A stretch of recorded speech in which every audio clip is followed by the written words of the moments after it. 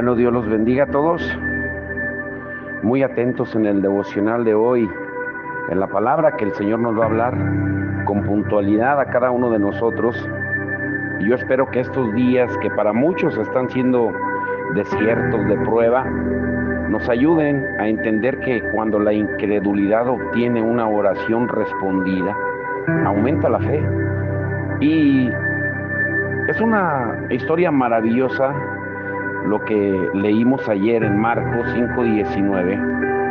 Después de que Jesús calmó la tormenta, cuando se vuelve a sus discípulos, pero antes de llegar a la tierra de Gadara, en Marcos 4:40, y cuando Él calma la tormenta y les dice: ¿por qué tienen tanto miedo? ¿Todavía no tienen fe? Para muchos de nosotros, su respuesta parece un poco extrema. Pensamos que es nuestro trabajo pedirle a Dios que arregle nuestros problemas y que su trabajo es responder. Pero Jesús estaba diciendo: tuve que hacer el trabajo que los entrené a ustedes para hacer. Jesús les dijo a sus discípulos que era mejor para Él marcharse, porque así su Padre podría enviar al Espíritu Santo para vivir dentro de nosotros. Eso significa que en las tormentas de nuestras vidas estamos en mejor posición que los discípulos, que solamente lo tenían a Jesús dormido en el barco con ellos. Nosotros tenemos su mismísimo Espíritu Santo que vive dentro de nosotros. Si seguimos su camino, siempre tendremos autoridad sobre cualquier tormenta que se nos presente. Pero cuando intentamos salvar nuestras vidas, en lugar de acercarnos a la tarea y al destino que el Padre nos dio, en lugar de enfrentar la tormenta, no solo estamos perdiendo la oportunidad de progresar personalmente en nuestra fe, sino que estamos causando que la gente en la esfera de influencia, la que está alrededor de nosotros, a la que Dios nos llamó a que testificáramos, pierda la oportunidad de experimentar la bendición que se libera cuando nuestra fe desplaza una atmósfera opresiva con una celestial. O sea, cuando nos dejamos dominar, en pocas palabras, por el temor y el miedo. Y por esa razón muchos cristianos ven las tormentas en sus vidas, la corrupción en el mundo, y concluyen que su trabajo es simplemente intentar resistir hasta que mueran o suceda el arrebatamiento, hasta que Cristo venga por su iglesia. Pero la gente de fe tiene una perspectiva diferente. Ellos ven la tormenta y ven la oportunidad de sus vidas. Por medio de Él tenemos autoridad sobre cada tormenta. Los gigantes espirituales tienen el hábito de ponerse de pie durante los momentos más oscuros de la historia para hacer frente al desafío. Las personas, como podríamos mencionar, como Jonathan Edwards, William Booth, John G. Lake, Aimee Semple McPherson, fueron verdaderos discípulos de Cristo que comprendieron que todo lo que Jesús hizo fue un modelo de la tarea personal de cada uno. Tal vez ustedes ni conozcan a ninguno de los que mencioné, pero son hombres y mujeres que estuvieron dispuestos a dejarlo todo, a tomar su cruz cada día y seguir a Jesús. Miraron la tormenta de su época, porque son de diferentes épocas. Ellos se enfocaron en las manifestaciones del reino de oscuridad en el territorio que ellos estaban convencidos de que era la herencia legítima del Señor, y se pusieron de pie con una fe para desplazar esas tormentas, declarando: no vamos a permitir que suceda aquí. Y como sabían que su tarea era moldear el curso de la historia mundial, rechazaron caer ante el gran volumen de oscuridad que los rodeaba, como hoy en día. Ellos rechazaron caer en esa tentación de maldad. Vieron que todo el cielo los respaldaba en su tarea humanamente posible. Como hablábamos ayer, para eso tenemos el Espíritu Santo. Este es el momento de permitir que las historias de estos hombres y mujeres de Dios hagan más que sorprendernos. Jesús nunca quiso que solo unos pocos creyentes especiales caminaran con una unción grandiosa como la de Él y que cambiaran el clima espiritual de las regiones. Él entrenó a cada uno de sus discípulos en ese barco para hacer lo que Él hizo. Es momento, escúchalo bien, de que una generación entera de creyentes, cuando digo generación no me refiero a edades, sino a personas dispuestas, que acepten la oportunidad que tenemos enfrente. Tomar nuestros cruces y contender, luchar por los progresos que van a permitir que Dios nos confíe mayor medida de unción suficientemente grande como para recuperar la herencia que se nos invitó a compartir con Él. Somos coherederos con Cristo. Pero para hacer esto necesitamos mucho coraje y mucho valor, porque tendremos que asumir riesgos cuando demos un paso de fe hacia lo que hemos visto y oído del Señor. Jamás daremos ese paso si nuestra esperanza descansa en experimentar otro gran evento, en cómo esperar que llegue la próxima ola de renovación o que venga un evangelista o que nos inviten a un evento de milagros o nos den una palabra. Debemos asumir responsabilidad personal para fortalecer cada lugar débil y quebrar nuestro acuerdo con el miedo.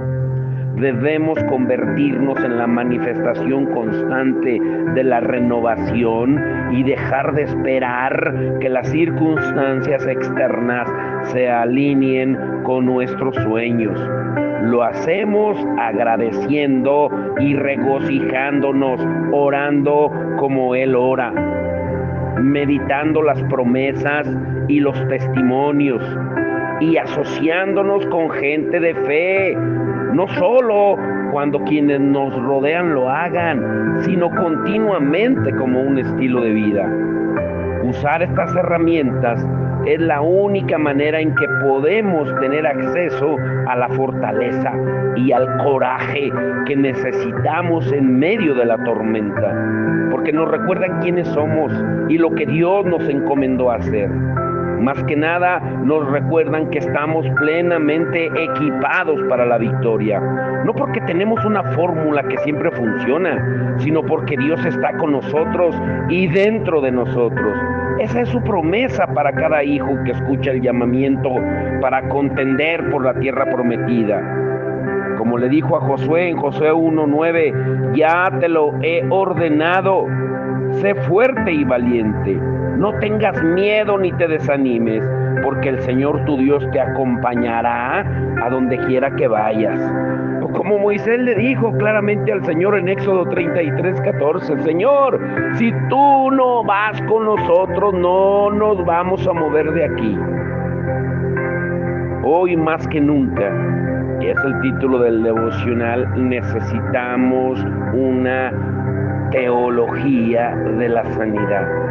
Escuchen muy bien, la teología es el estudio de Dios, pero necesitamos una teología de la sanidad. El ministerio de la sanidad está basado sobre cimientos bíblicos y teológicos sólidos, pasados y presentes. Debemos revisar con cuidado las verdades bíblicas y las bases teológicas para creer en que los dones de sanidad demuestran las buenas nuevas del reino de Dios. En la actualidad necesitamos entender que los dones del Espíritu están vigentes, pero el asunto que se nos presenta hoy en día es si los dones de señales, las lenguas, interpretación de lengua, la profecía, los dones de sanidad, el hacer milagros, incluyendo la liberación, continúan existiendo. Muchos se preguntan teológicamente si los dones de señales deben estar activos y disponibles para los cristianos en la actualidad. Y obviamente, debido a las historias que hemos oído o que hemos visto, los que hemos podido testificar del poder de Dios, claro que estamos convencidos que tienen vigencia, que tienen un gran valor, como lo tienen los demás dones del Espíritu Santo, como lo es la enseñanza y la predicación. Y una manera de aclarar este asunto es preguntarse si los dones de señales tienen un propósito probatorio o beneficioso. Se supone que deben darle autenticidad al mensaje de los apóstoles, o se supone que deben ayudar a la gente como parte misma de las buenas nuevas. O dicho de otra manera, comprueban el evangelio o expresan el evangelio que estamos predicando. Le dan autenticidad a la sana doctrina o revelan la misericordia de Dios. Yo creo que estos dones son parte del evangelio y tienen el fin de demostrar que el reino de Dios se ha acercado. Tenemos que estar dispuestos para revelar la misericordia y el amor de Dios por su pueblo. Pero estos tienen el fin de ser más un beneficio para nosotros que una evidencia de la sana doctrina. Yo creo que son muestras de la gracia de Dios y de su habilitación divina. Pero a muchos cristianos les enseñaron a no creer que los dones de señales son para la actualidad. Son muy conocedores en su mente. ¿Por qué? Porque sus pastores o sus ministros estaban ya entrenados como liberales para no creer en lo sobrenatural. Y estaban entrenados como cesacionistas para creer que el poder de Dios hizo que dejaran de ocurrir milagros después de que la Biblia fue canonizada, cuando se cerró el canon de las Escrituras. Y este último punto de vista está basado en el entendimiento de que el propósito de los milagros era darle crédito a los escritos de los apóstoles como evidencia, confirmando así la Biblia. Porque los milagros se dieron en la vida de los apóstoles que escribieron la Biblia. Pero el problema con este punto de vista es que gran parte del Nuevo Testamento no fue escrito por apóstoles, y muchos apóstoles no escribieron nada. Por lo tanto, darle validez a los escritos de los apóstoles por medio de milagros probatorios, pues no resulta lógico, ya que solamente cubre un poco más de la mitad de las Escrituras. Los apóstoles, escuchen muy bien, escribieron 81,628 palabras, o sea, el 59% del Nuevo Testamento.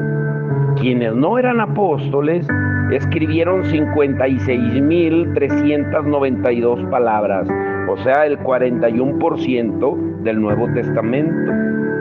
Ahora, ¿por qué de los aproximadamente 89 apóstoles mencionados en el Nuevo Testamento, contando a los 72 que se mencionan en Lucas 10, lean el capítulo 10 de Lucas, cuando Jesús envió a 70, primero envió a 12 y luego envió a 70, pues ya tenemos a más de 80 ahí, que fueron llamados apóstoles? Solamente 3 o 4 redactaron las Escrituras. Si redactar las Escrituras era su tarea principal, lo que es más, ¿por qué un porcentaje tan alto de los escritos del Nuevo Testamento se les confió a quienes no eran apóstoles? El propósito, escucha muy bien, de los milagros y de las sanidades no era que fueran probatorios o que respaldaran los escritos de los apóstoles, porque las Escrituras mismas no lo enseñan, ni la formación del Nuevo Testamento respalda esa enseñanza. Los milagros y las sanidades sucedieron porque una vez más Dios escuchó el clamor de su pueblo y fue a rescatarlos de sus capataces. Pero esta vez no de los capataces egipcios, sino de los demonios y de las enfermedades de las que Jesús vino a liberar a todos los oprimidos por el diablo. Como él dice la palabra en Hechos 10:38. Los milagros de sanidad son ahora como lo fueron antes. Muestras simbólicas del perdón de Dios en acción. Por eso necesitamos estudiar las Escrituras para determinar tres cosas. Por eso les decía que el título es necesitamos una teología de la sanidad. Porque necesitamos estudiar las Escrituras para determinar tres cosas. Primeramente, las Escrituras enseñan que los dones de señales son perpetuos y que van a continuar hasta que Jesús regrese. O fueron dones que debían terminar con la muerte de los apóstoles o al finalizar la Biblia. ¿En cuál de las dos? En segundo lugar, cuán importante es el poder de predicar el Evangelio. Y en tercer lugar, los apóstoles fueron los únicos en el Nuevo Testamento que llevaron a cabo señales y milagros.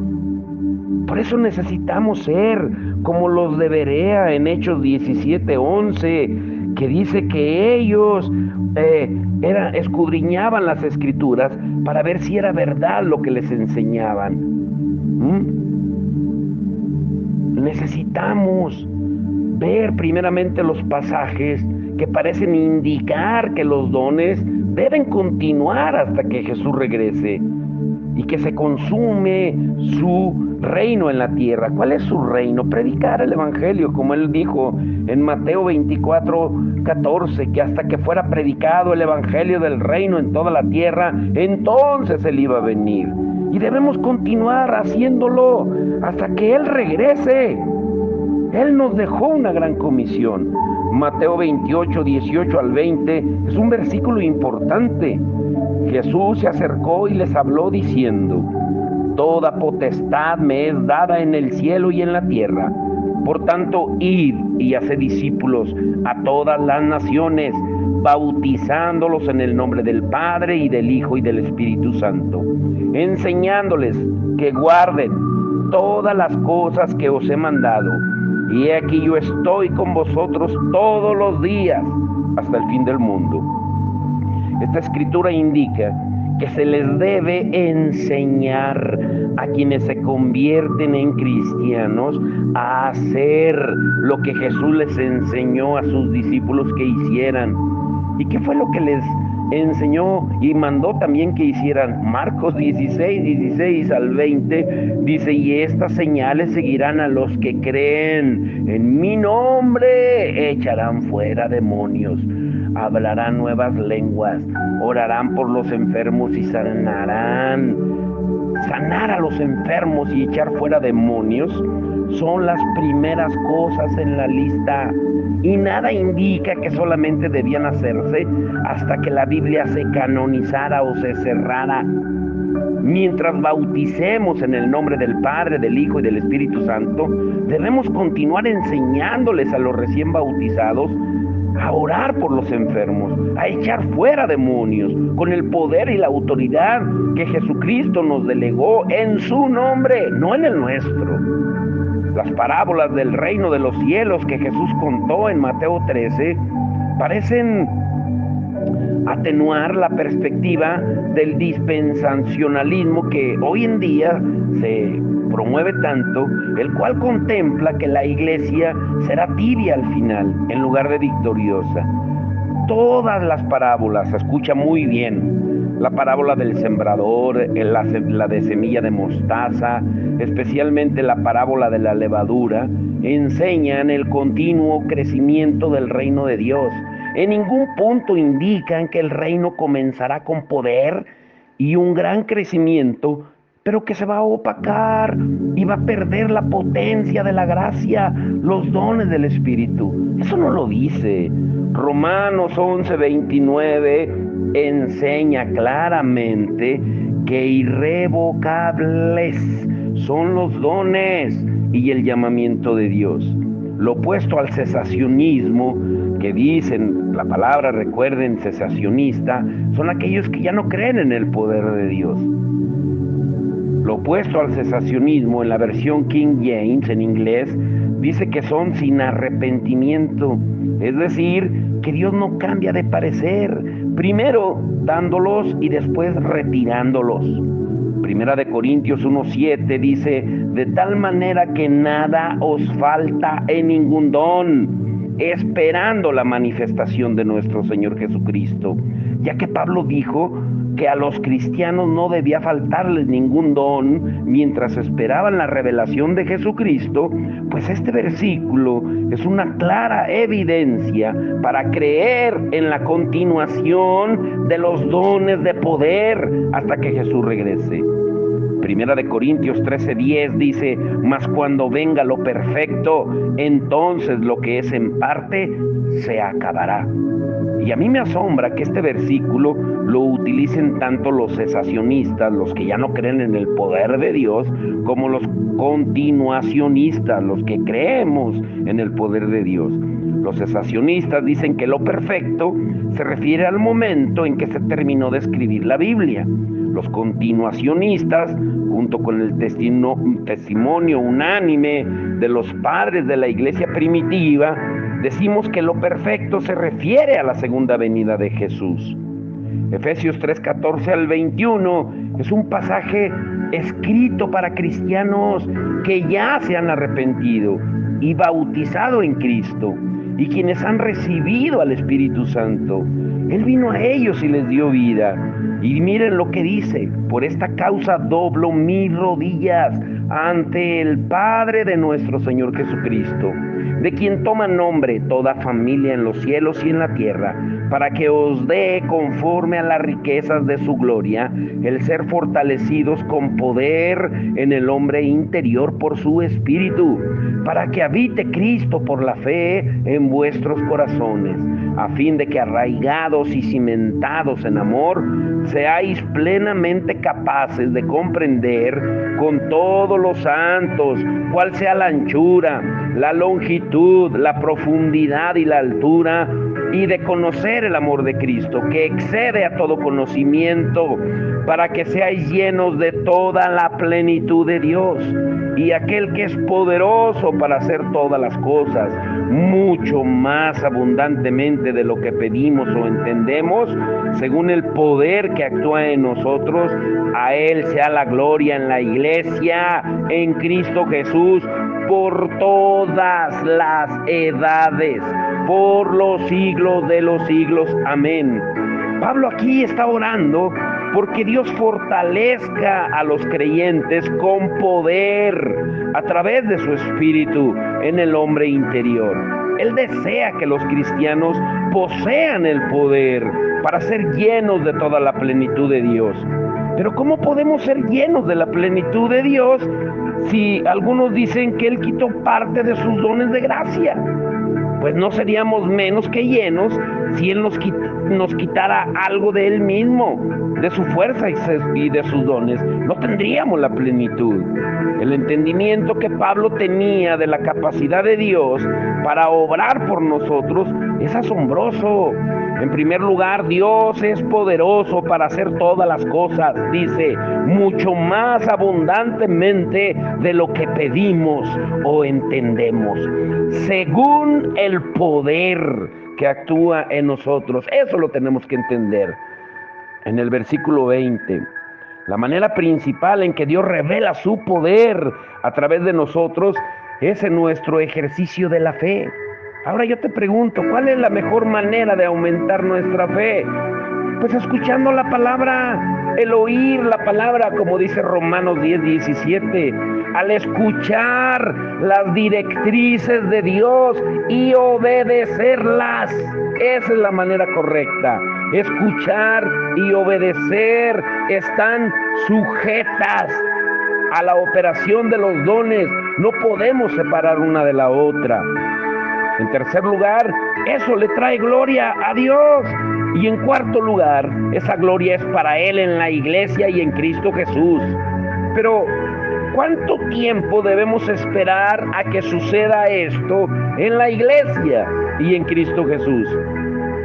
¿Hasta que el momento en que se terminó de escribir toda la Biblia?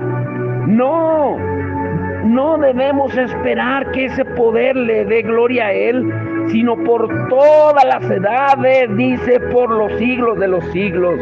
No solamente es en un momento, es un fluir continuo de gloria hacia Él.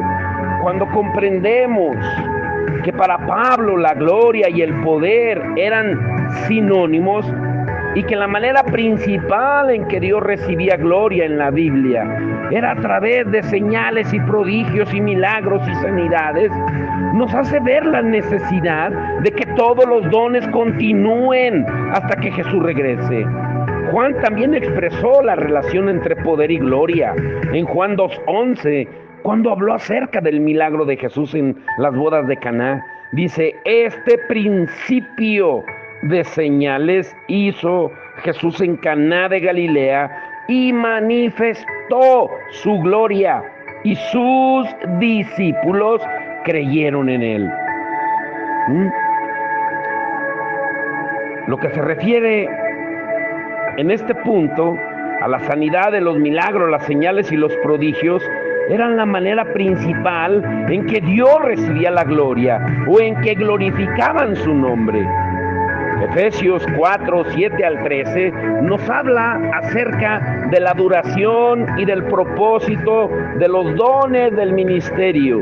Escuchen lo que dice: pero a cada uno de nosotros, sin excepción, a cada uno de nosotros fue dada la gracia conforme a la medida del don de Cristo, por lo cual dice, subiendo a lo alto llevó cautiva la cautividad y dio dones a los hombres, y él mismo constituyó a unos apóstoles, a otros profetas, a otros evangelistas, a otros pastores y maestros, a fin de perfeccionar a los santos para la obra del ministerio, para la edificación del cuerpo de Cristo, hasta que todos lleguemos a la unidad de la fe y del conocimiento del Hijo de Dios, a un varón perfecto, a la medida de la estatura de la plenitud de Cristo. Este pasaje enseña que los dones del ministerio de apóstoles, profetas, evangelistas, pastores y maestros debían continuarse hasta que llegáramos a la unidad, a un varón perfecto, a la medida de la estatura de la plenitud de Cristo.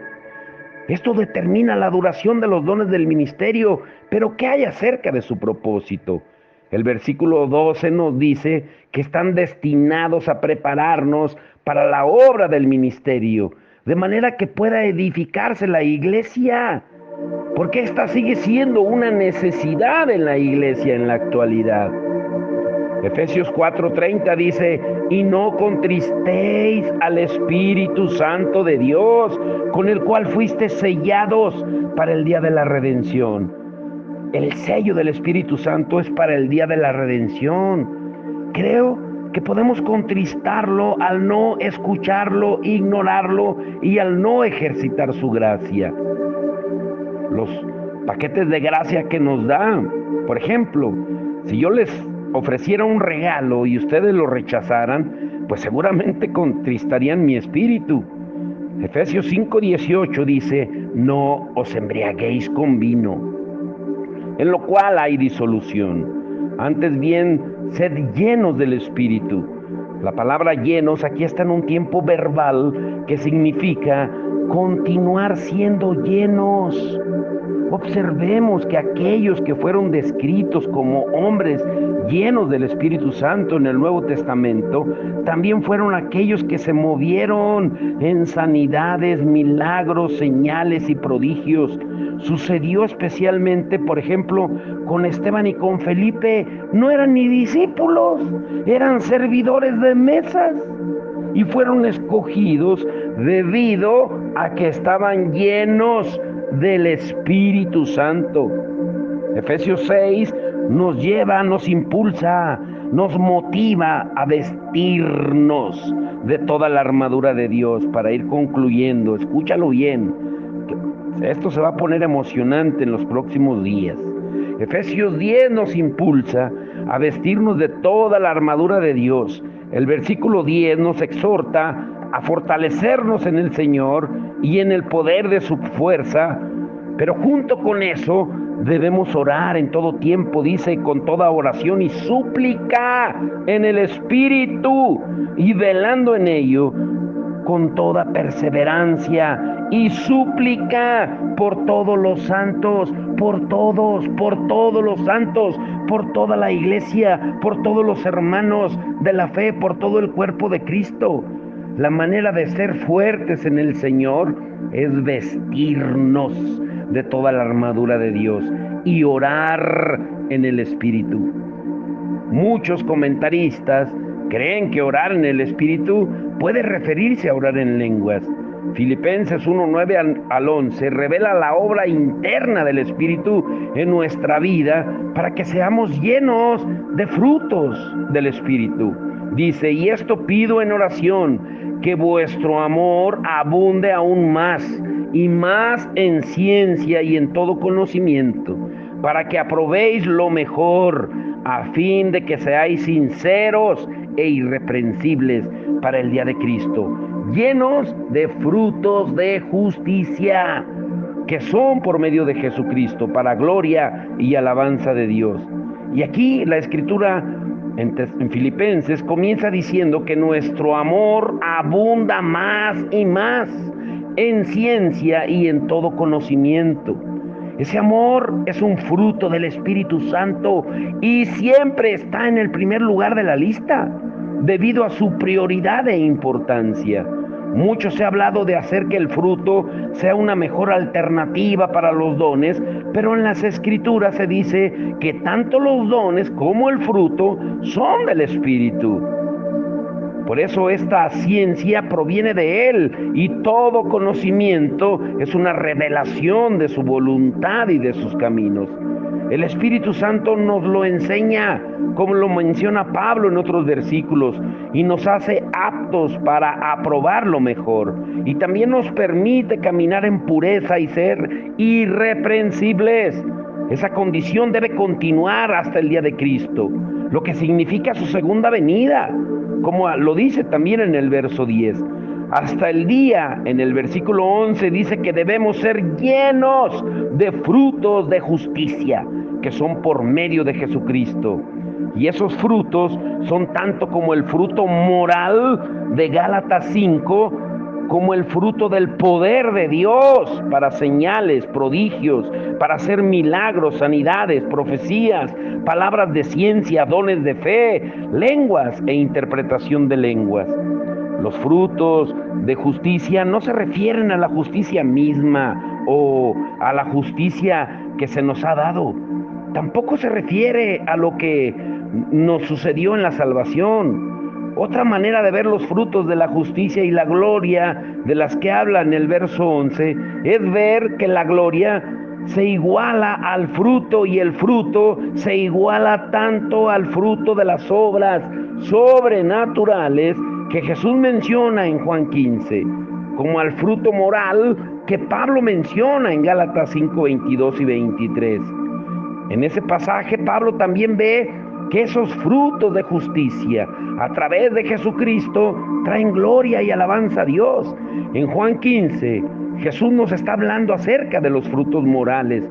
No está hablando de eso, sino de los frutos que consisten en las obras sobrenaturales hechas por aquellos que serían sus discípulos, aquellos a quienes se les ha autorizado pedirle al Padre en el nombre de Jesús, en oración.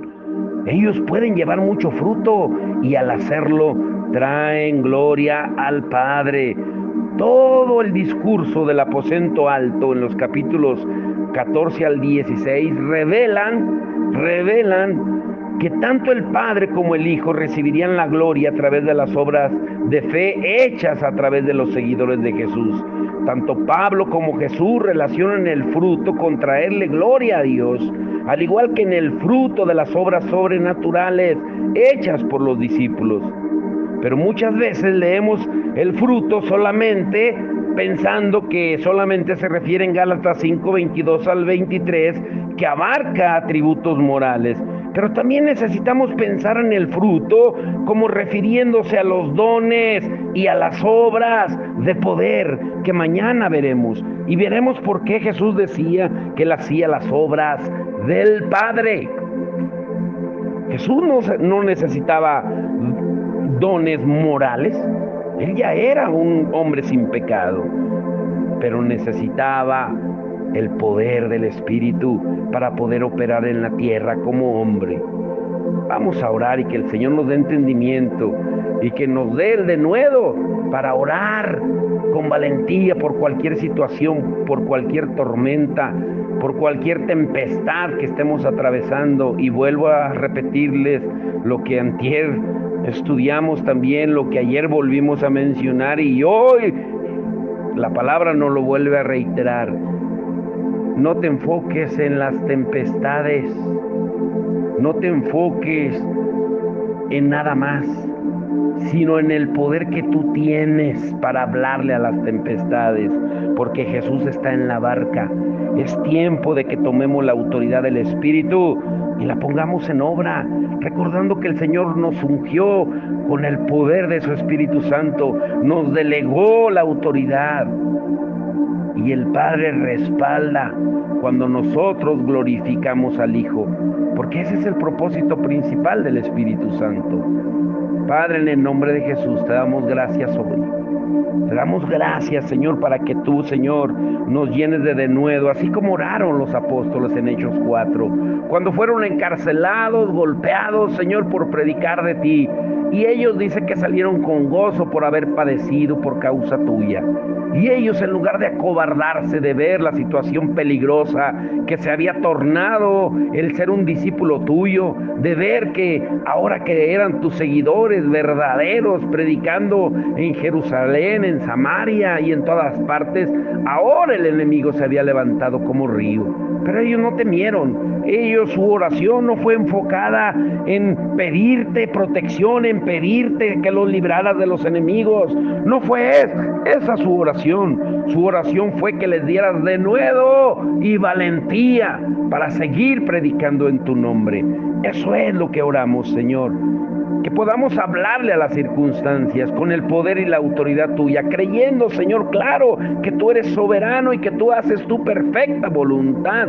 Pero tú nos enseñaste la oración modelo del Padre Nuestro, que se haga tu voluntad en la tierra como en el cielo, y tu voluntad es buena, es agradable y es perfecta.